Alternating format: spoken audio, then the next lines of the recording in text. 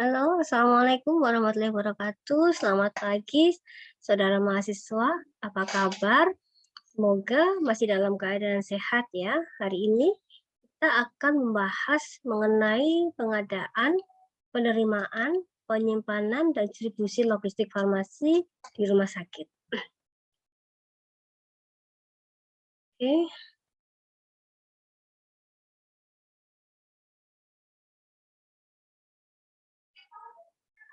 Mengenai siklus logistik yang kemarin kita sudah membahas mengenai perencanaan ya saudara. Hari ini kita akan melanjutkan ke pengadaan. Di antara perencanaan dan pengadaan ini ada penganggaran. Penganggaran ini tidak kita bahas karena ini terkait dengan masing-masing institusi yang ada ya. Di pemerintahan mungkin akan berbeda dengan di swasta, tetapi proses ini pasti akan dilewati karena apa yang kita rencanakan yang mana yang akan direalisasikan terkait juga dengan penganggaran. Oke, hari ini kita akan membahas mengenai ini ya, pengadaan, penyimpanan. Sebelum disimpan, ini ada penerimaan dari pengadaan, penerimaan, kemudian penyimpanan sampai ke distribusi. Oke, ini agenda kita pada hari ini. Hari ini ada 4, mulai dari pengadaan. Ya, pengadaan ini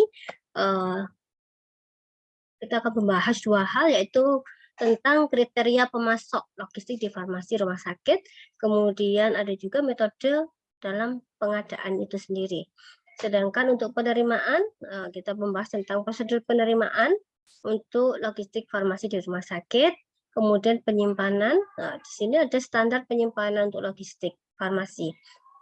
Kemudian ada sistem penyimpanan, dan ada juga untuk penyimpanan khusus seperti penyimpanan pada narkotika, psikotropika, kemudian obat-obat high alert, obat-obat look alike atau LASA, kemudian ada juga bahan beracun berbahaya atau B3, dan juga obat-obat emergensi. Kemudian pembahasan yang keempat adalah tentang distribusi. Ya. Setidaknya ada 4 distribusi ya, yang diterapkan di rumah sakit, yaitu mulai dari floor stock, kemudian individual prescribing, dan juga ada unit dose. Ya. Kemudian yang keempat adalah kombinasi dari ketiga sistem distribusi tersebut.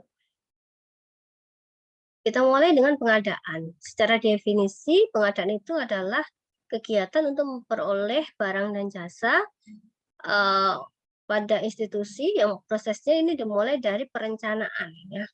Prosesnya dimulai dari perencanaan sampai dengan diselesaikannya secara seluruh kegiatan untuk memperoleh barang dan jasa. Jadi memang antara pengadaan dan perencanaan itu adalah satu rangkaian proses yang tidak bisa dipisahkan satu sama lain. Ya. Kita tidak bisa mengadakan pengadaan kalau perencanaannya belum selesai. Jadi harus diselesaikan dulu perencanaan, mulai dari pemilihan, kemudian jumlahnya berapa, kemudian baru diadakan. Ada beberapa pengertian ya, definisi lebih kurang sama. Kemudian ini tujuannya apa gitu ya. Pengadaan ini tujuannya adalah menjamin ketersediaan jumlah dan waktu yang tepat dengan harga yang terjangkau sesuai dengan standar mutu. Mutu ini tidak boleh dihilangkan ya, karena endingnya ada di mutu. Tidak selalu harus yang mahal, tetapi juga tidak selalu harus yang murah. Tetapi kita berdasarkan kualitas mutu. Oke. Beberapa hal yang perlu diperhatikan dalam pengadaan sediaan farmasi, alat kesehatan, dan juga PMHP, antara lain yang pertama adalah bahan baku obat itu harus disertai dengan sertifikat analisis. Kemudian untuk bahan berbahaya harus ada MSDS, Material Safety Data Sheet. Kemudian untuk sediaan farmasi, alat kesehatan, PMHP ini harus mempunyai nomor izin edar. Saudara, nomor 3 ini penting ya. 1, 2, 3 ini semua penting. Artinya ini adalah untuk menjamin mutu ya. Kita tidak lagi berbicara harga berapa, tetapi kita berbicara bahwa semuanya itu sesuai dengan standar yang ada. Ketika sebuah produk itu untuk bahan berbahaya sudah ada MSDS-nya gitu ya, dan MSDS-nya sesuai material dataset-nya, ya sudah, itu berarti sudah sesuai dengan kriteria yang ada. Untuk bahan baku sudah ada sertifikat analisa, ya sudah gitu ya. Sertifikat analisanya benar gitu ya, kemudian sesuai, ya sudah kita terima gitu, berapapun harganya. Saya mengalami sendiri untuk ini ya, kemarin waktu kita pandemi, di awal-awal pandemi atau ya awal-awal pandemi dan yang mau Delta itu, beberapa APD itu kosong gitu ya. Waktu itu saya mengalami alkes PMHP itu ini apa, handskun ya. Di handskun itu memang kita mau pengadaan, kemudian di waktu pengadaan itu supplier datang ke saya, memang waktu itu tidak ada barang ya. Tidak ada barang dan harganya sangat mahal. Satu box itu yang biasanya mungkin sekitar 20-30 ribu bisa menjadi sampai 200 ribu gitu ya. Handskun. Kemudian saya dikasih contoh waktu itu, Mbak, ini produknya nanti seperti ini yang saya kirim. Apakah bersedia? Terus saya lihat, kemudian kayak gini, ada yang lain nggak Pak? Nah, nggak ada, karena ini sekarang susah sekali cari gitu, dan saya mempertimbangkan waktu itu memang kita sangat butuh handphone gitu, untuk di pelayanan menuju pasien, kemudian untuk pelayanan di puskesmas dan sebagainya. Akhirnya saya iakan, ya oke gitu ya. Kemudian ketika barangnya datang gitu ya, di awal-awal box tidak ada masalah gitu. Karena saya membeli dalam jumlah besar itu pakai dana bantuan operasional kesehatan atau POK gitu ya. Dan sebelum produk ini habis, saya sudah dapat lagi ternyata dari dinas kesehatan di dropping. Oh ya, sekian, sekian, sekian. Akhirnya obat barang ini, alkes ini belum terpakai. Begitu terpakai, sisanya yang sudah beberapa terpakai itu tidak ada masalah ya. Jadi sisanya ini ternyata seperti barang reuse gitu ya. Begitu saya teliti lagi, ternyata kesalahan saya adalah yang saya iakan itu tidak ada nomor izin edar, tidak ada KL-nya. Ini apa namanya, izin edarnya, nomor izin edar dari Kemenkes itu. Nah ini harus dibuat SOP-nya biar tidak lagi terjadi seperti itu. Akhirnya saya komplain, kemudian diganti sama supplier ya, untungnya mau ganti. Kemudian ini ada lagi yang harus diperhatikan, yang lain adalah nomor 4 ini ya, ini penting juga ya, expedite-nya minimal 2 tahun ya, kecuali untuk yang memang tidak bisa sampai 2 tahun, contohnya vaksin, reagen gitu ya. Kadang-kadang mereka hanya beberapa bulan aja ya, ada yang 2 bulan, 3 bulan, 6 bulan, seperti itu. Ya kalau obat kalau diusahakan sih minimal 2 tahun ya. Karena nanti obat ini memang harus ada proses penyimpanan gitu ya. Dan kalau expired date-nya itu di tahun yang sama, kita tuh panik gitu ya, apakah nanti bisa selesai atau tidak, bisa menghabiskan atau tidak, apakah nanti ketika terdistribusi ke pasien, pasiennya juga bisa menghabiskan atau tidak. Kadang-kadang pasien itu dikasih obat juga tidak diminum, tetapi disimpan-simpan ya.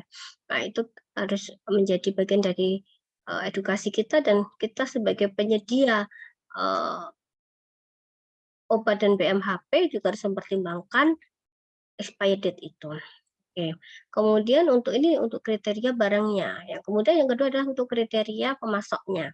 Jadi pemasok ini juga harus ada kriterianya, saudara ya. BBF mempunyai izin edar ya.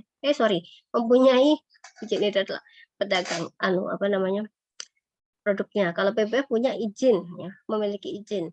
Jadi memang mereka mempunyai izin, biasanya mereka PBF ini akan datang ke kita dan mereka akan menyampaikan profil perusahaan. Ya, di profil perusahaan mereka itu kita bisa lihat nomor izinnya, siapa penanggung jawabnya, dan seterusnya.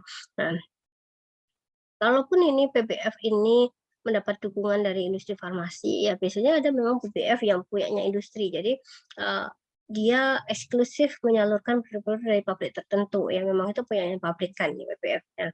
Nah, itu kita juga harus lihat bahwa memastikan juga bahwa industri farmasinya ini sudah menerapkan CPOB, cara pembuatan obat yang baik. Kemudian memiliki reputasi yang baik dalam bidang pengadaan obat ya, baik BPF-nya maupun industrinya. Kemudian memiliki apoteker penanggung jawab yang tidak ada masalah dengan proses hukum maupun secara etik terkait dengan profesinya. Ya. Kemudian jadi tadi ya sudah ada kriteria untuk obat alkes maupun PMHP dan juga ada kriteria oleh pemasoknya. Sekarang waktu pelaksanaan pengadaan itu kapan gitu ya? Pelaksanaan pengadaan itu it's fleksibel ya, tergantung dari masing-masing institusi ya, tergantung masing-masing rumah sakitnya. Bisa tahunan, bisa triwulan, bisa mingguan, 2 bulan. Yes, it's feel free ya, tergantung rumah sakitnya. Tetapi apa yang menjadi pertimbangan ya? Yang menjadi pertimbangan adalah berdasarkan hasil analisis dari sisa stok jumlah obat yang akan diterima pada tahun akhir anggaran, dan juga frekuensi pemakaian atau indeks musiman dan juga lead time. Jadi mau menentukan berapanya gitu ya, mau setahun sekali, setahun 2 kali, 3 kali, 4 kali, atau setiap minggu, itu ada perhitungan analisis. Memang it's feel free, tergantung masing-masing institusi, tetapi menentukannya itu juga ada ilmunya ya. Itu tadi yang dilihat dari sisa stoknya, kemudian anggarannya, kemudian frekuensi pemakaiannya, kemudian waktu tunggu lead time-nya, mungkin juga kapasitas penyimpanan ya. Apakah rumah sakit tersebut mempunyai gudang yang cukup, misalnya dia harus pengadaan setahun sekali gitu ya, otomatis kan jumlahnya akan dalam jumlah yang besar gitu. Dan itu apakah mereka mempunyai tempat yang cukup, itu juga menjadi pertimbangan. Oke, untuk metode pengadaannya itu sendiri ya. Metode pengadaan itu secara umum ada 3 ya, melalui pembelian, kemudian melalui pemproduksi, dan juga melalui sumbangan atau dropping atau hibah ini ya. Yang pertama kita bahas dulu mengenai metode pembelian. Pembelian ini merupakan suatu rangkaian proses untuk mendapatkan sediaan farmasi dan PMHP dari pemasok. Secara regulasinya itu diatur dalam 2 hal, yaitu melalui PP 94/2007 tentang pengendalian dan pengawasan atas pengadaan dan penyaluran bahan obat, obat spesifik dan alat kesehatan yang berfungsi sebagai obat, dan juga ada PP Perpres ya, Peraturan Presiden nomor 16 tahun 2018 tentang pengadaan barang dan jasa. Saudara bisa membaca Perpres 16 tahun 2018 ini di Google Classroom, sudah saya upload di sana di bagian materi ya, berbarengan dengan materi yang saya presentasikan ini. Dalam pengadaan ada hal-hal yang perlu diperhatikan ya dalam pembeliannya. Yang pertama adalah kriteria sediaan farmasi, alat kesehatan dan PMHP yang meliputi kriteria umum dan kriteria mutu obat. Kemudian ada persyaratan pemasok, tadi sudah kita bahas ya yang 2 ini. Kemudian ada penentuan waktu pengadaan dan kedatangan sediaan farmasi, alat kesehatan dan PMHP. Jadi untuk membeli itu biasanya ada waktu tunggu ya atau lead time. Lead time ini juga harus diperhitungkan saudara, karena setiap pemasok itu mempunyai lead time masing-masing ya. Ada yang 2 minggu gitu ya, 14 hari kerja Bu, ada yang 14 hari kalender ya. Apa bedanya? Kayak 14 hari kalender itu berarti 14 hari ya.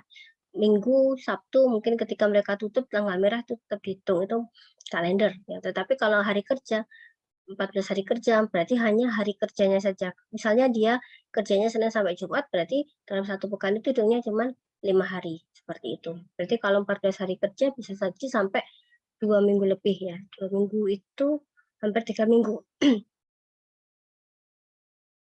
Kemudian ada pemantauan rencana pengadaan sesuai dengan jumlah, jenis, dan waktu.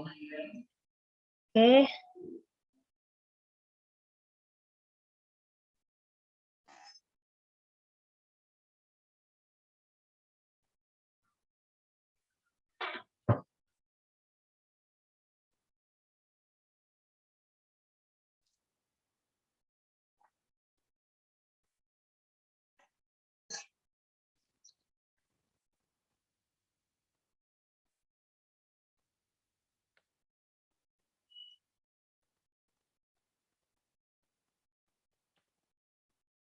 Oke, saya lanjutkan sebentar. Oke, saya lanjutkan untuk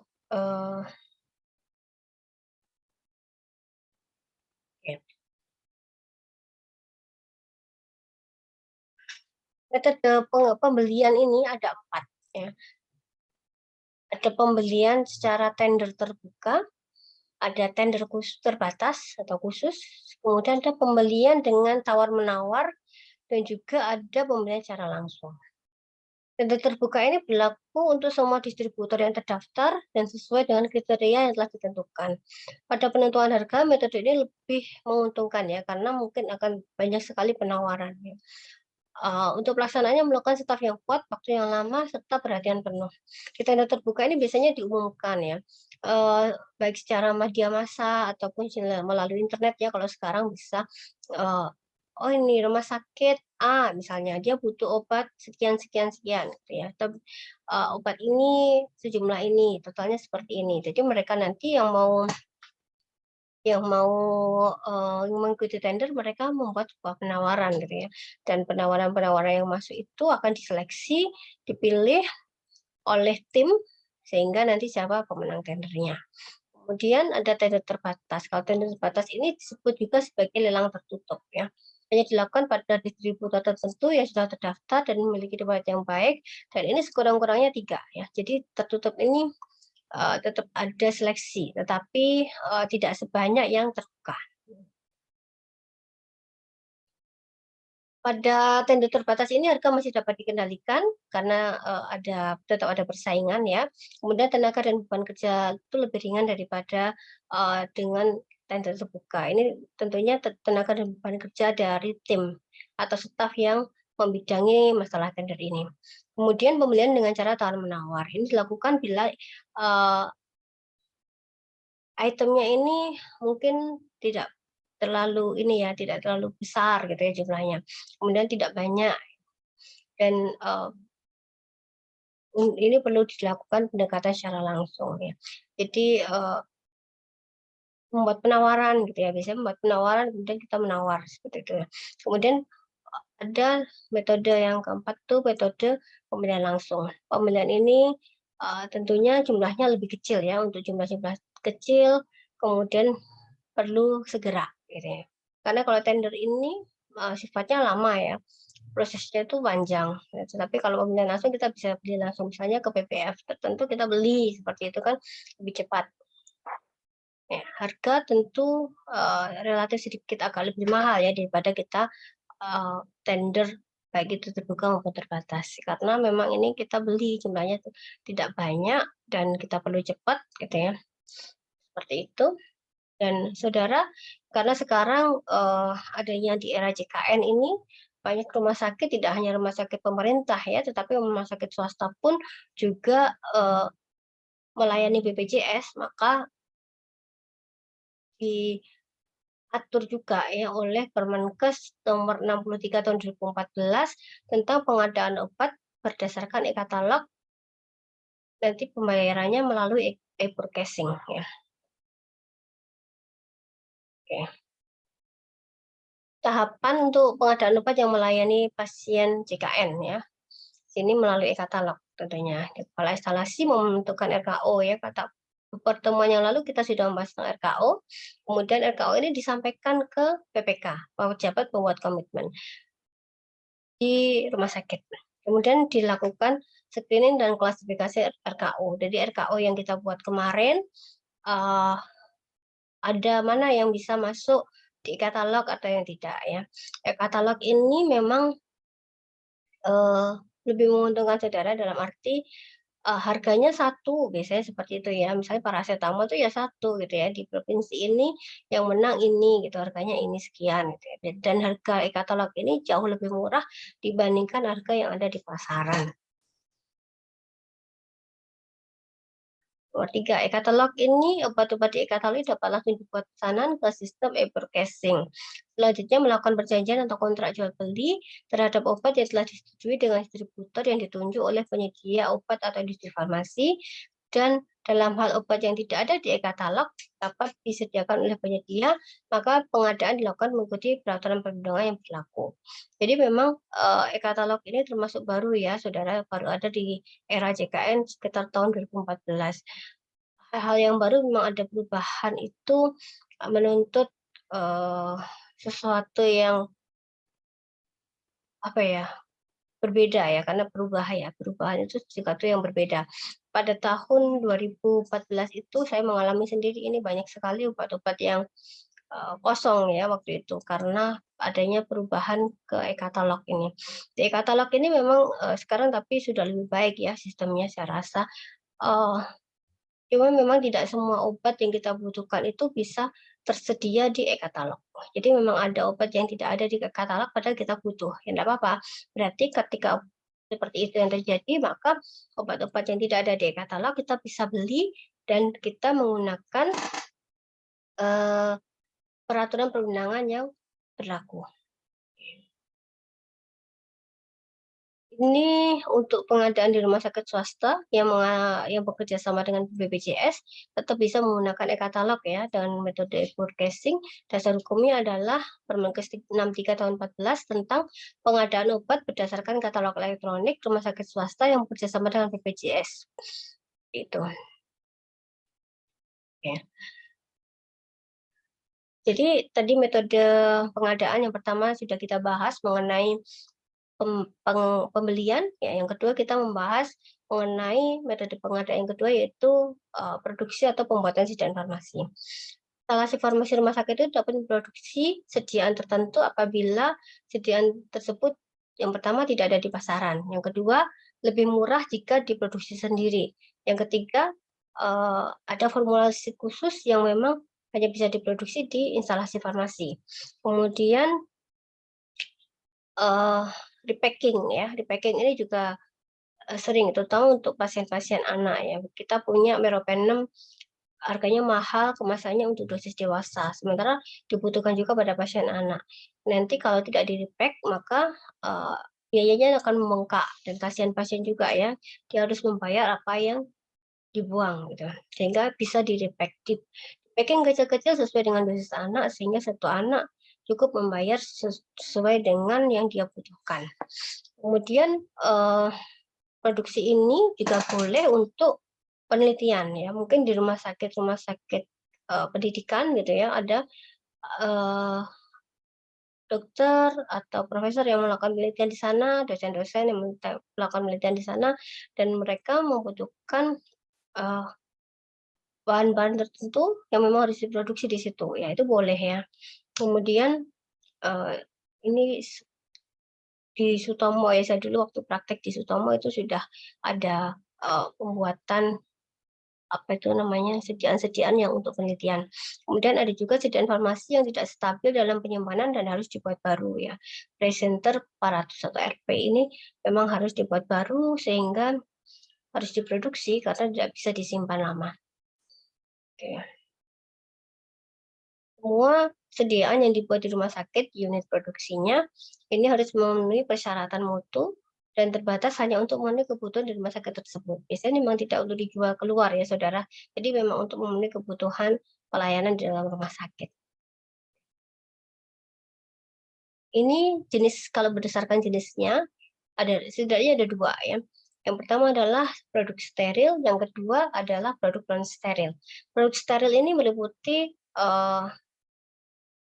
pembuatan sediaan steril itu sendiri dan juga pengemasan kembali atau packaging ya. Packaging sediaan steril. Ada persyaratan di sini untuk produksi sediaan steril mengenai ruangannya harus di ruang aseptis. Kemudian untuk peralatannya harus ada LAF ya, laminar airflow. Biasanya bentuknya kotak gitu ya, kayak inkubatornya bayi gitu ya. Kita masuk tangannya di sana, muka kita ada di kaca gitu ya, kemudian kita handling seperti itu di luar, mukanya di luar, tangannya aja masuk ke itu kayak inkubator itu ya, namanya laminar airflow ya. Kemudian ada autoclave, kemudian ada juga oven, ada juga APD ya. Ketika kita bekerja di situ kita biasanya menggunakan APD. Kemudian ada juga sumber daya manusianya. Jadi tidak semua orang bisa melakukan handling ini ya, handling steril untuk produksi steril ini. Tetapi untuk staf-staf tertentu yang memang sudah dilatih. Ada pelatihan khususnya dan bersertifikat, yaitu untuk membuktikan bahwa petugasnya ini sudah dilatih.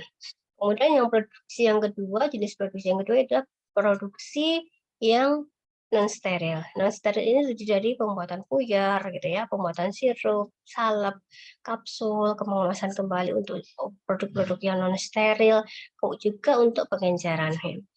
Puyer, sirup mungkin ya kita sudah biasa ya, di apotek pun kita juga melakukan ini. Kemudian yang biasanya untuk tujuan menghemat ini pengenceran ya. Pengenceran ini seringkali kita gunakan untuk alkohol itu ya. Biasanya kita beli yang 96 gitu ya. Memang lebih mahal sedikit daripada yang 70, tetapi ini bisa diencerkan dan itu nanti kalau sudah jadi 70 harganya jauh lebih murah daripada kita beli langsung yang 70%. Dan itu gampang ya, membuatnya gampang gitu dan kita membutuhkan itu. Kemudian di sini memang untuk produksi non steril ini ya, pembuatan atau produksi non steril ini perlu persyaratan teknis meliputi ruangan khusus, pembuatan peralatan peracikan dan juga pengemasan serta petugas yang terlatih. Sama sih apa namanya ininya apa persyaratannya, tetapi tidak seketat pada produksi steril. Ya. Contoh pembuatan sirup ya, sirup umum dibuat di rumah sakit ya, ini Motrasol, mineral mix dan sebagainya. Kemudian untuk salep luka bakar contohnya, kemudian pengemasan kembali untuk alkohol, kemudian peroksida ya. Peroksida itu biasanya kita beli yang kemasannya besar, drum misalnya ya. Kadang kita butuhnya nggak sebanyak itu juga untuk setiap kali tindakan gitu ya, sehingga kita repack aja di repack ke kemasan yang lebih kecil, mungkin 500 mili atau 200 mili seperti itu, sehingga nanti ketika digunakan ya yang ini yang kemasan repack-nya ini yang siap diedarkan kemana-mana dan tidak mengkontaminasi ke kemasan besarnya seperti itu. Kemudian pengenceran tadi sudah saya ceritakan ya, biasanya untuk disinfektan gitu ya, antiseptik, disinfektan itu kita lebih sering memproduksi sendiri. Oke, kemudian yang ketiga adalah sumbangan dropping atau hibah ya. Di era pandemi ini marak ya ini sumbangan ini baik dari institusi, kemudian dari apa namanya kelompok-kelompok masyarakat, LSM seperti itu ataupun masyarakat secara pribadi itu seringkali atau marak sekali memberikan bantuan atau dropping atau hibah kepada rumah sakit ya atau fasilitas pelayanan kesehatan. Pada prinsipnya untuk barang-barang hibah ini ya donasi ya ini pada prinsipnya pengelolanya sama dengan ketika kita membeli dan sebagainya. Jadi ada pencatatan, pelaporan dan seterusnya. Kemudian, nah ini yang penting ya, jumlah jenis ya ini sediaan farmasi, terutama jenis sediaan farmasi ini memang harus sesuai dengan kebutuhan ya.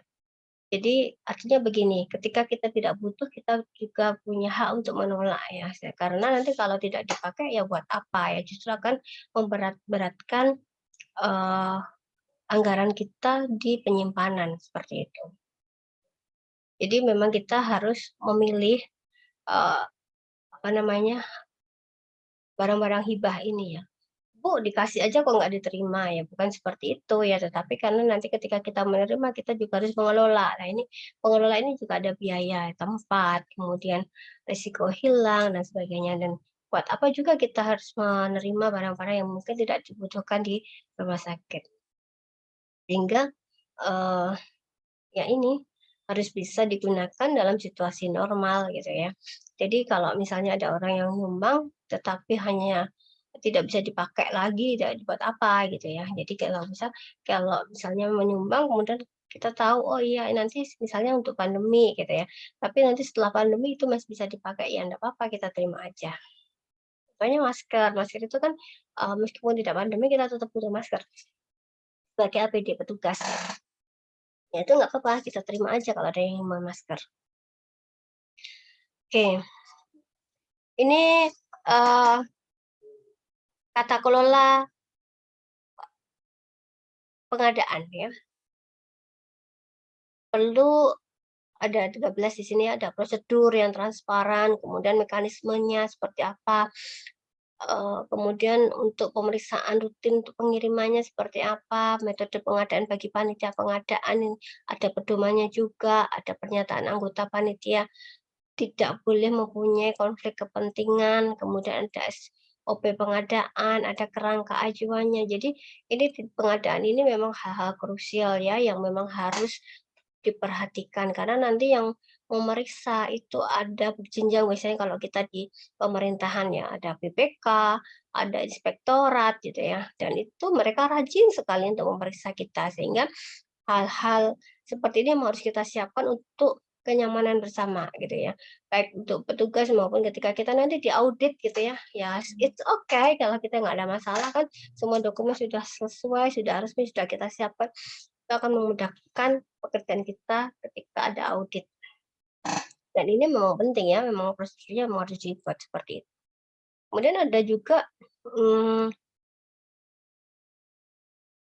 panitia, yang memang panitia ini tidak boleh selama-lamanya ada di bagian itu ya, tetapi ada pembatasan masa kerja ini ya, berapa kali masa kerja dia boleh ada di pengadaan. Mungkin nanti setelah itu berjeda, ganti orang lain gitu ya. Kemudian orang-orang atau anggota panitia ini tidak sembarangan orang ya, tetapi mereka harus mempunyai standar kompetensi yang dibuktikan dengan sertifikat pengadaan barang dan jasa. Ini ada pelatihannya, ada ujiannya, saudara. Ya. Nanti kalau saudara bekerja dan berminat di situ, ya nanti tinggal mengikuti pelatihan dan ujian.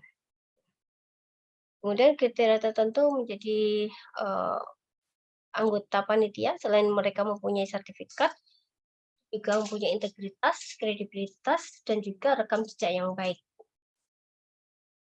Sistem manajemen informasi ini juga harus digunakan untuk melakukan pelaporan produksi dan informasi dan juga PMHP yang bermasalah. Dan ada juga sistem efisien untuk memonitor post tender. Jadi setelah tender itu ditentukan pemenangnya, bagaimana pelaksanaan tender itu sendiri. Dilaporkan juga pemasoknya ini ya, kinerja pemasoknya itu seperti apa. Oh, sudah menang dia. Setelah menang, apakah dia mengirim barang tepat waktu, kualitasnya betul, jumlahnya tepat, dan seterusnya. Itu juga harus dievaluasi oleh panitia pengadaan. Dan juga ada audit ya. Audit ini ada audit dari dalam atau audit internal, dan juga ada audit eksternal. Audit eksternal bisa dari inspektorat, PPK, PPKP, dan seterusnya. Oke, bahasan yang pertama sudah selesai. Untuk pengadaan, kita berlanjut ke penerimaan. Jadi penerimaan merupakan kegiatan untuk menjamin kesesuaian jenis, spesifikasi, jumlah mutu, waktu penyerahan, dan harga yang tertera dalam kontrak atau surat pesanan sesuai dengan kondisi fisik yang diterima. Semua dokumen terkait penerimaan barang harus tersimpan dengan baik. Kita harus mendokumentasikan semua kegiatan ini dengan baiknya. Mulai dari yang tadi, sebelum-sebelumnya, perencanaan, dan seterusnya pengadaan, maupun sampai penerimaan. Ya. Pemeriksaan mutu obat dilakukan secara organoleptik, khusus pemberian label, dan kemasan perlu dilakukan pengecekan terhadap tanggal kadaluarsa, kemudian nomor batch, dan juga jumlahnya. Kita kalau menerima obat gitu ya, misalnya ini contoh ya, saya punya sediaan ini ya, Pialis Drop misalnya. Kita kalau mau ngecek gitu ya, menerima itu tidak hanya ya sudah mana ini barangnya diterima enggak gitu ya, tetapi harus dihitung ya, dilihat benar enggak sih yang kita beli ini sesuai dengan pesanan kita gitu ya. Surat pesanan apakah sudah sesuai, kemudian kita lihat juga nomor batch, ada nggak nomor batch-nya, kemudian nomor kadaluarsanya, tanggal kadaluarsanya, seperti itu. itu kita cocokkan satu persatu sehingga kita memastikan ya, make sure bahwa apa yang kita terima itu benar sesuai dengan apa yang kita pesan. Nah, untuk bisa memastikan ini memang butuh tenaga profesional ya saudara, bisa apoteker, bisa TTK. Bagaimana dengan di rumah sakit pemerintah yang ada timnya? Tidak masalah ya, ada tim panitia pengadaan dan seterusnya, atau panitia penerima hasil pekerjaan, ya tidak masalah, tetapi memang dalam tim tersebut harus ada minimal apoteker atau TTK yang menjadi anggota tim, sehingga ketika nanti obat yang datang, maka apoteker atau TTK ini yang menerima barangnya. Oke, kalau kita misalnya dalam proses penerimaan ini ada ragu, maka kita boleh meminta untuk dilakukan pemeriksaan mutu ya. Kita memeriksakan mutu terhadap produk yang kita terima di laboratorium dan ini menjadi tanggung jawab oleh pemasok. Ya, jadi kalau kita bisa ini kok kayak gini ya, biasanya warnanya nggak seperti ini ya, misalnya bahan baku gitu ya. Kita terima salisil, talak misalnya, kita menerima talak bedak misalnya dalam jumlah besar, bulog misalnya. Terus kemudian bulognya warnanya kok mangkak gitu, biasanya putih, ini kok mangkak. Saya ragu, saya minta ini diperiksakan. Kita periksakan, kemudian ini yang menanggung biaya pemeriksaan siapa di laboratorium. Yang menanggung adalah pemasok, ya bukan kita. Semua kegiatan ini di penerimaan ini ya, barang-barang saat diterima itu ditempatkan di tempat persediaan, ketika sudah selesai pengecekan diterima ya itu langsung disimpan dalam tempat penyimpanan yang benar sesuai dengan standar masing-masing barang. Oke. Hal lain yang harus diperhatikan ya, ini balik lagi ya saudara, kalau tadi di pembelian harus ada kriterianya, harus ada MSDS, maka pada saat penerimaan MSDS-nya tidak boleh ketinggalan ya, untuk bahan berbahaya. Kemudian untuk alkes harus punya Certificate of Origin. Kemudian ada sertifikat analisa dari produk, dan juga khusus vaksin dan enzim harus diperiksa kulpoknya dan juga catatan suhunya. Karena kenapa? Vaksin dan enzim ini mungkin akan bisa rusak dalam distribusi, dalam perjalanannya menuju ke tempat kita, kalau suhunya di luar ketentuan gitu ya. Nanti secara khusus kita akan membahas sendiri ya untuk vaksin ini pada pertemuan setelah UTS. Nah, ini contoh SOP penerimaan obat ya. Diperiksa dulu fakturnya ya, nama dan alamat PPF-nya, tanda tangan penanggung jawab PPF-nya, stempelnya, kemudian mencocokkan faktur dengan obat yang datang, jenis dan jumlah serta nomor batch-nya. Memeriksa kondisi fisik obat, ya, wadah, sediaan, serta tanggal kadaluarsa. Bila obat rusak, maka diganti. Kalau tidak sesuai, ya jangan diterima, gitu ya. Setelah selesai diperiksa, benar, gitu ya, sesuai semuanya, jumlah, spesifikasi, dan seterusnya, maka kita memberikan tanda tangan dan stempel. Kemudian fakturnya bisa serahkan ke sales ya, nanti kita juga bisa dapat tembusannya. Jadi faktur itu ada 5 rangkap seingat saya. Nah, itu nanti ada yang buat kita, ada yang buat sales, ada yang buat apa namanya, untuk nanti penagihan dan sebagainya gitu ya. Nah, yang diserahkan ke kita ya kita harus melakukan pengarsipan. Oke. Ini secara organoleptis ya saudara. Ya, jadi ada tablet, tablet salut, itu apa yang dicek gitu ya. Misalnya kemasannya, labelnya, bentuk fisiknya, basah atau tidak, lengket atau tidak gitu ya. Warna, bau gitu. Kemudian untuk cairan, warna, bau, kejenian, homogenitas, kemasannya, ada yang penyok enggak gitu ya. Ada yang bocor enggak? Seperti itu ya. Salep, ada yang warnanya, konsistensinya, homogenitasnya, kemasannya, labelnya. Injeksi pun seperti itu ya. Warna, kejernihan, ya itu larutan injeksi. Jangan-jangan harusnya bening jadi keruh gitu ya. Berarti obat ini jadi obatnya sudah rusak seperti itu. Kemudian homogenitas ya untuk serbuk injeksi, kemudian kemasan dan label. Sirup kering ya warna, bau, penggumpalan, kemasan, dan juga label. Sedangkan suppositoria, warna, konsistensi, kemasan, dan labelnya. Untuk penerimaan, sudah selesai pembahasannya, saudara. Kita beralih ke pembahasan yang ketiga tentang penyimpanan.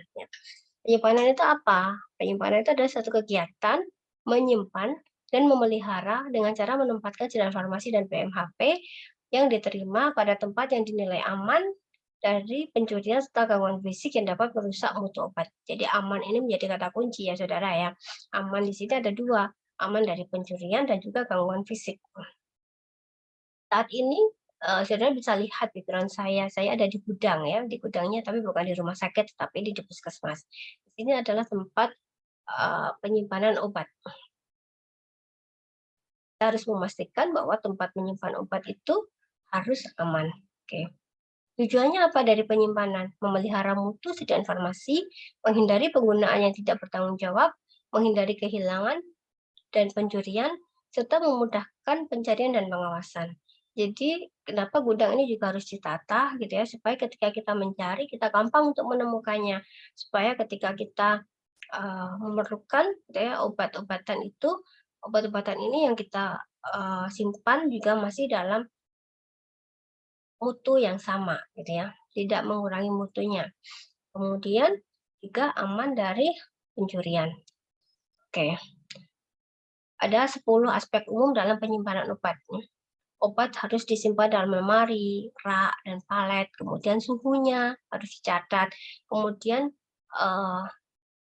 sediaan jumlah besar disimpan di atas palet teratur dengan memperhatikan tanda khusus. Ya. Ada juga sistem FIFO, kemudian ada high alert life saving atau obat emergency. Kemudian narkotik psikotropik ya, tempat di luar dalam kuncinya, siapa yang harus memegang kuncinya, siapa yang bertanggung jawab, ini juga harus diatur ya. Apoteker di sana. Kemudian bagaimana dengan obat-obat yang mudah terbakar gitu ya, mudah meledak gitu ya, beracun, berbahaya. Dia harus terpisah dari obat-obat yang lain. Kemudian ada juga lemari es ya, untuk pendingin untuk obat-obat tertentu ya, yang terkait dengan pemantau suhu, kartu suhu, dan juga kartu ini harus diisi. Bukan hanya pajangan, tetapi mereka harus diisi sekurang-kurangnya sehari 2 kali. Sedia genset juga, jadi kalau listrik mati, sistem kelistrikannya seperti apa itu juga harus diperhitungkan. Kemudian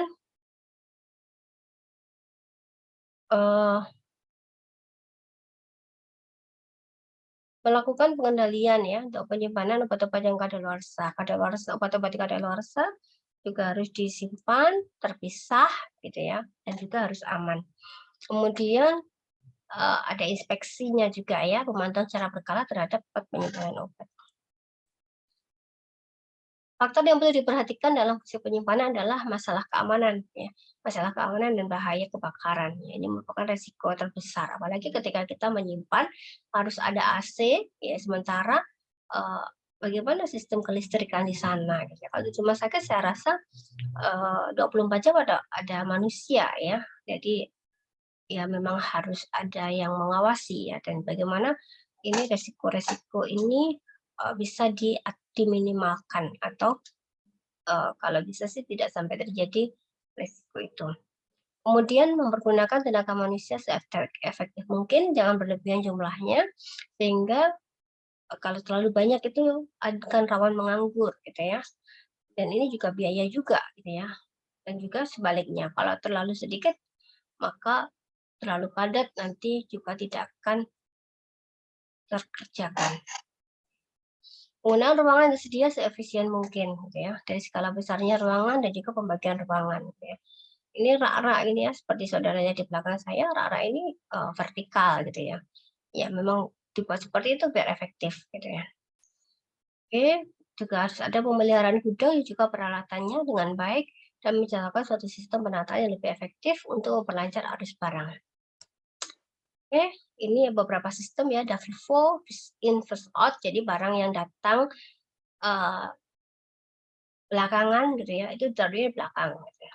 Jadi nggak, ditaruh aja di depannya. Kasihan nanti yang udah datang duluan, nanti dia tidak keambil gitu ya. Jadi terus diputer. Jadi yang datang hari ini itu ya, udah keluar, nanti kan maju ya. Yang datang lagi ternyata sama di belakangnya, jangan ditaruh di depannya ya. Nanti nggak, yang belakang ini nggak jadi muter gitu. Kemudian ada last in, first out, yaitu obat yang datang berakhir diletakkan di depan gitu ya. Apakah ini akan terjadi? Ya, mungkin terjadi. Kenapa? Pada saat ada FIFO, first expired first out. Ya. Kalau dia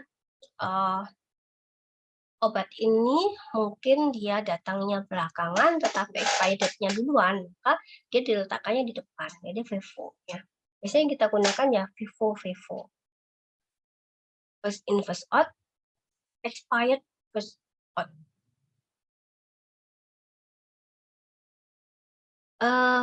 Menata obat ini seni juga ya saudara, dan ada ilmunya gitu ya. Tidak hanya sekedar kita letakkan saja ya, tetapi ada beberapa hal yang harus kita perhatikan. Misalnya jenisnya gitu ya. Ada objek, ada pabrik, ada farmakoterapi ya. Seperti di tempat saya ini tablet-tablet gitu ya di satu tempat. Kemudian nanti ada sirup-sirup di belakang, di bawah. Mungkin nggak kelihatan ya. Nanti ada salep-salep sendiri. Kan di tempat saya ini ada farmakoterapi gitu ya. Antibiotik saya sendirikan. Obat-obat hipertensi saya sendirikan. Obat-obat diabetes saya sendirikan. Seperti itu. Itu sudah farmakoterapi. Jadi nanti kalau mencari apa? Salep, ya sebelah sana. Gitu ya. Mencari apa? Tablet untuk obat-obat program. Ya sebelah sana. Sudah ada raknya sendiri-sendiri. Ya. Sekarang kita menuju ke penyimpanan obat-obat khusus ya. Narkotika, psikotropika, prekursor, dan obat-obat tertentu. Oke, langsung ke sini aja nih, mudah difahami.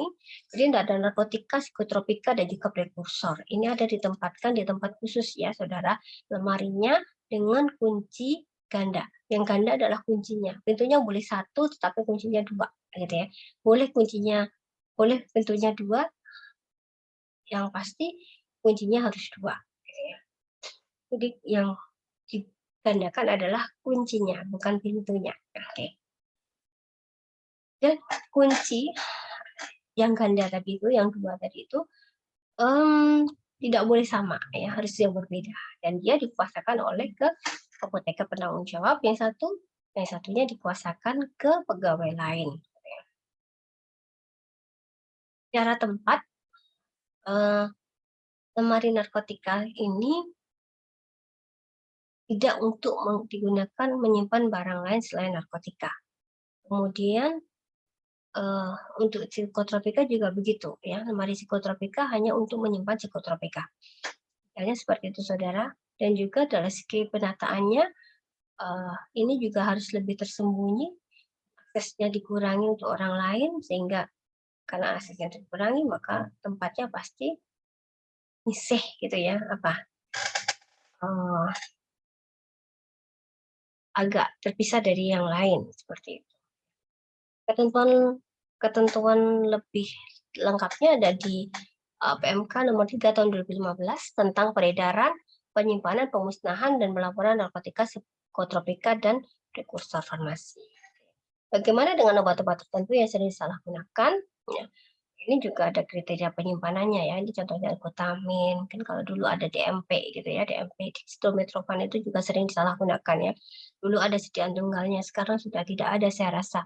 Kemudian ini ketentuan penyimpanannya adalah pembatasan ya, akses personel. Diletakkan dalam satu area dan tempat penyimpanan yang mudah diawasi secara langsung oleh penanggung jawab.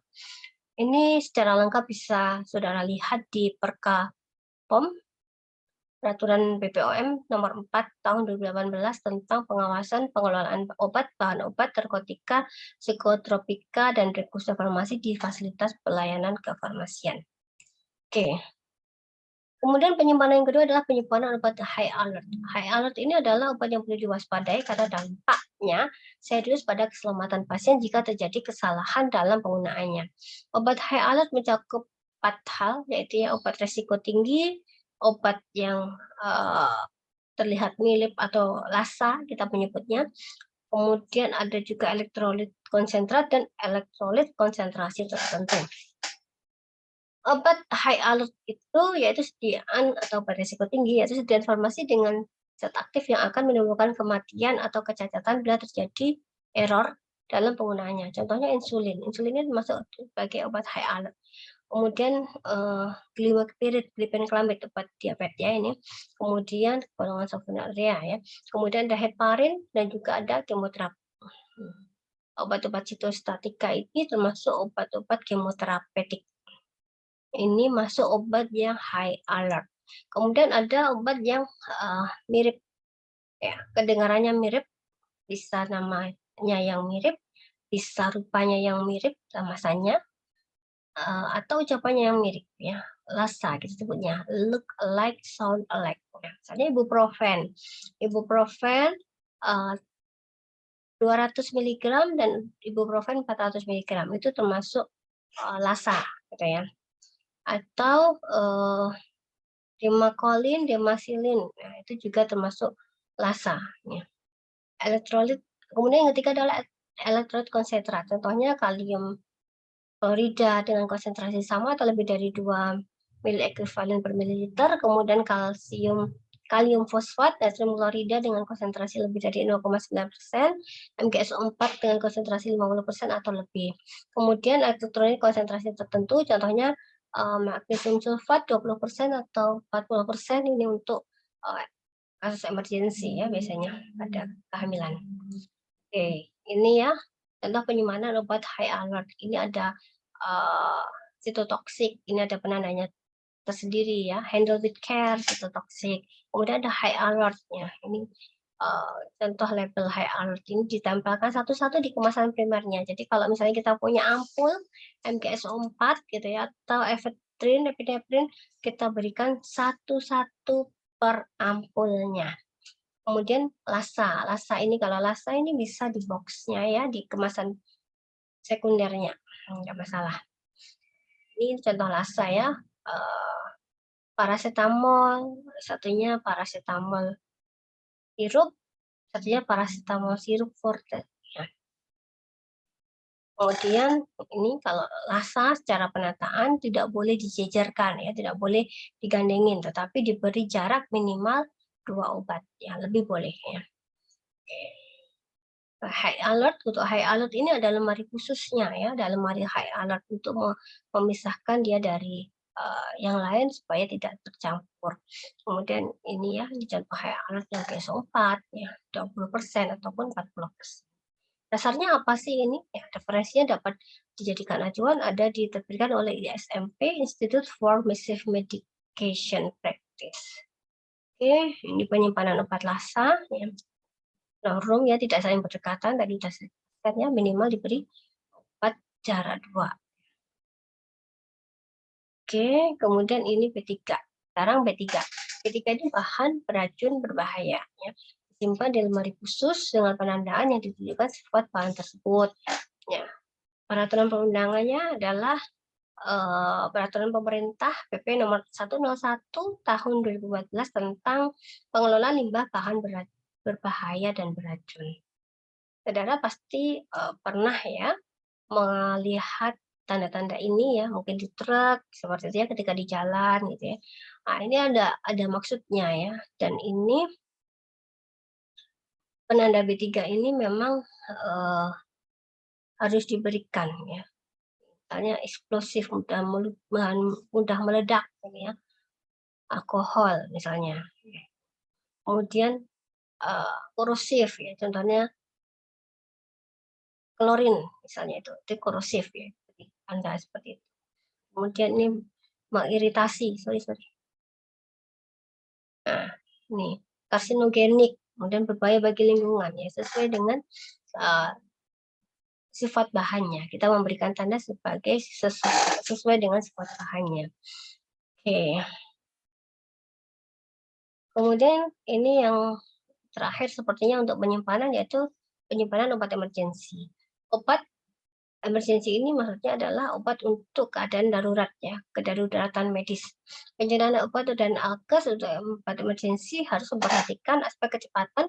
Bila terjadi kegawat daruratan, kita mudah untuk menjangkaunya ya.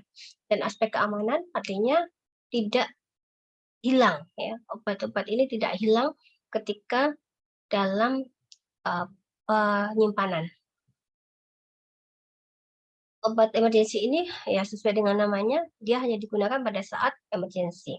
Dan ini perlu dilakukan monitoring ya terhadap alat kesehatan obat emergensi ya secara berkala. Dan juga diganti ya, pemantauan diganti ya secara berkala untuk yang kadaluarsa dan rusak secara tepat waktu. Sehingga yang disimpan untuk kasus emergensi ini tidak sampai ya, jangan sampai ada yang pecah gitu ya, ada yang rusak, ada yang kadaluarsa seperti itu.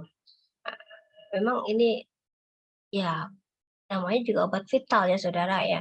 Kalau kemarin kita tahu ada perencanaan VEN ya, vital esensial non esensial, obat emergensi ini masuk kategori vital sehingga harus ada. Dan ada ini artinya siap untuk digunakan ya. Tidak rusak, tidak pecah gitu ya. Kemudian aman, gitu, mudah dijangkau, mudah didapatkan ketika dibutuhkan dan tidak kadaluarsa gitu. Rumah sakit ini harus memiliki SOP pengelolaan obat dan alat kesehatan emergensi ya.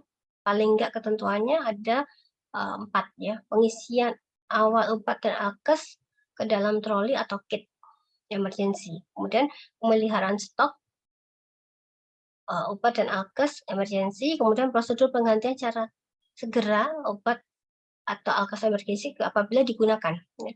Kemudian laporan penggunaan obat dan alkes emergensi.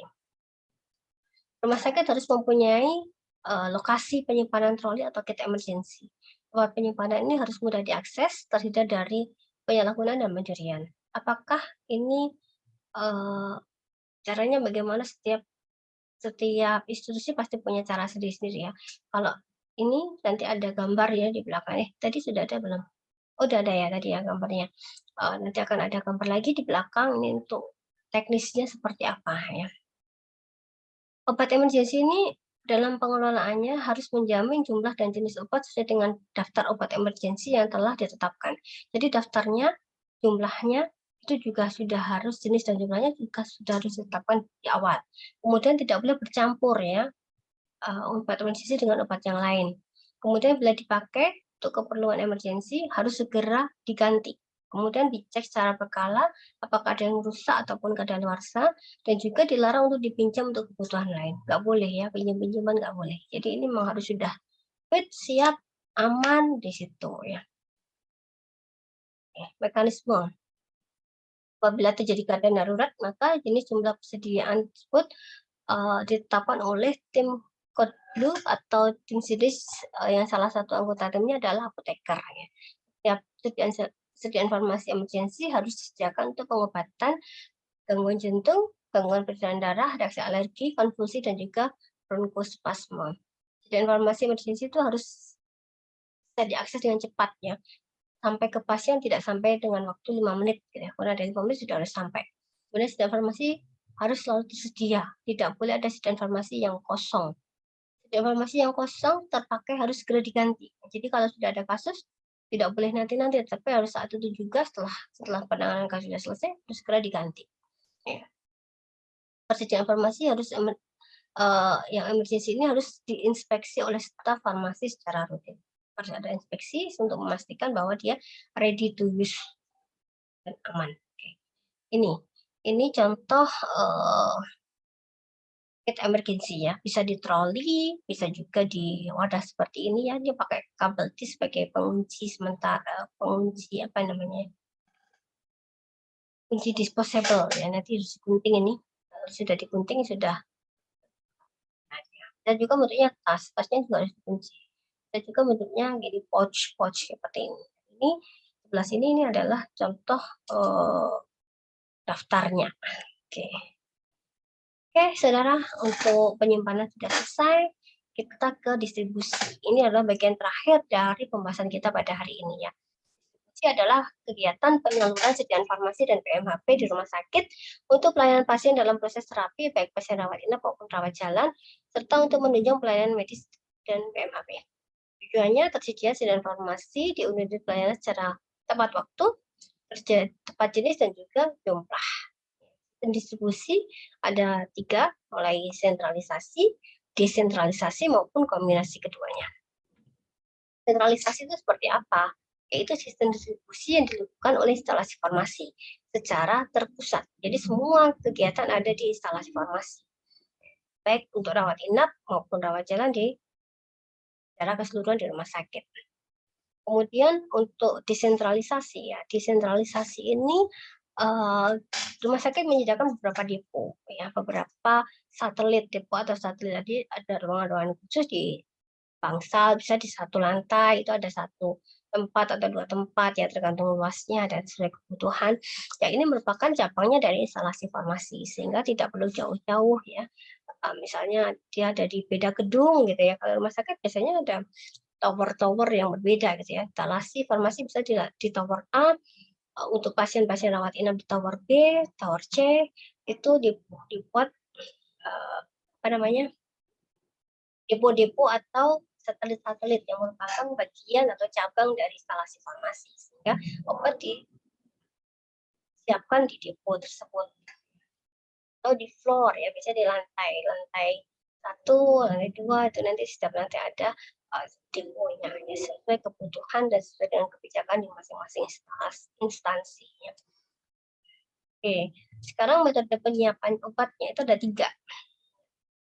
Floor stock, individual prescribing atau resep perorangan, dan juga ada unit dose dispensing. Floor stock ini untuk persediaan di ruang rawat, ya. Penyiapan obat yang dilakukan oleh perawat berdasarkan resep atau instruksi pengobatan yang ditulis oleh dokter. Sediaan farmasi PMHP disimpan di ruang rawat dengan penanggung jawabnya adalah seorang perawat. Metode ini hanya diperbolehkan untuk memenuhi kebutuhan dalam keadaan darurat. Jadi floor stock ini biasanya ada di UGD atau ada di ruang inap, tetapi tidak semua obatnya. Tapi memang banyak ini UGD disediakan dulu, nanti kalau dibutuhkan dia dipakai dulu, baru itu diresepkan. Nanti keluarga pasien menebus obatnya, menebus resepnya tadi ke instalasi farmasi, dan nanti menyerahkan yang sudah dipakai tadi itu ke perawat untuk diganti. Itu namanya floor stock, ya. Ini jumlahnya yang menjadi floor stock ini juga ditentukan oleh tim KFT, ya, farmasi terapi. Kemudian rumah sakit harus membuat prosedurnya, ya, apa saja, bagaimana penerapan metode floor stock ini, ya, sehingga pengawasan pengendalian ini lebih mudah, ya, dan ini harus menjadi pengawasan pengendalian ini menjadi tanggung jawabnya instalasi farmasi. Oke, sekarang resep individu. Resep individu ini maksudnya begini, seperti saudara ke rawat jalan, ya, misalnya berobat ke poli, kemudian saudara diberi resep untuk sekian hari, nah itu adalah peresepan individu, ya. Jadi sama, di rumah sakit ketika rawat inap pun ada yang sistemnya adalah individual prescribing. Jadi dokter meresepkan untuk satu pasien mungkin untuk 3 hari atau 4 hari dan seterusnya, ya, sesuai dengan kebijakan masing-masing rumah sakit, ya. Ini disiapkan oleh instalasi farmasi tentunya.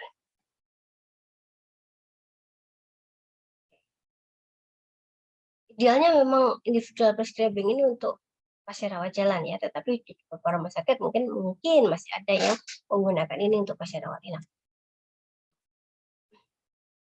Yang terakhir adalah unit dose atau dosis unit, UDD kita panggilnya, ya, unit dose dispensing. Ini unit dose dispensing ini disediakan, obat disiapkan dan dikemas dalam satu kantong atau satu wadah yang satu dosis, sehingga setiap ini siap untuk diberikan ke pasien atau ready to administer, ya. Obat yang sudah dikemas per dosis tersebut dapat disimpan di lemari obat pasien di ruang rawat, dan itu tidak lebih dari 24 jam. Jadi biasanya kita menyediakan pada siang hari, ya, ini untuk Ini untuk siang, ya kita sediakan pagi. Untuk siang, malam, sama pagi, gitu ya. Nanti pagi kan dokter visit nanti akan diresepkan lagi, nanti ya siang, sore, atau malam, sama pagi lagi, seperti itu. Jadi 24 jam. Efeknya apa? Efeknya tidak akan ada obat yang menumpuk, gitu ya, karena obat benar-benar yang digunakan aja oleh pasien yang akan dibayar oleh pasien. Dan ini meningkatkan keselamatan pasien, saudara, karena ketika mau ada pergantian ya langsung diganti ya, pada saat itu juga diganti. Karena kita menyediakan untuk 3 kali penggunaan aja ya, siang, malam, sama pagi gitu ya. Nanti pas visit misalnya ada pergantian ya sudah diganti lagi seperti itu. Kalau tidak ada lanjutkan ya, berarti kita melanjutkan yang sebelumnya. Mengingat ini sangat baik untuk keselamatan pasien, maka memang ini yang sangat direkomendasikan ya. Tetapi untuk pelaksanaannya ya mungkin di lapangan mungkin saja ya masih ada yang belum menerapkan. Tetapi memang ini idealnya ini yang harus diterapkan di rumah sakit untuk pasien rawat inap. Untuk dapat apa namanya, mengoptimalkannya, rumah sakit bisa menggunakan automatic dispensing cabinetnya. ADC ini mahal memang harganya dan juga cukup besar gitu ya. Ini untuk meningkatkan akurasi dan efisiensi dalam proses penyiapan obat itu sendiri. Oke, terima kasih saudara. Nanti kita bertemu di siang hari, di sore hari. Saya harap saudara kita bisa saling berdiskusi untuk membahas masalah ini ya, mulai dari pengadaan, penerimaan, penyimpanan, dan distribusi logistik farmasi. Saya akhiri, mohon maaf jika ada kesalahan. Wabillahi taufiq wal hidayah. Assalamualaikum warahmatullahi wabarakatuh.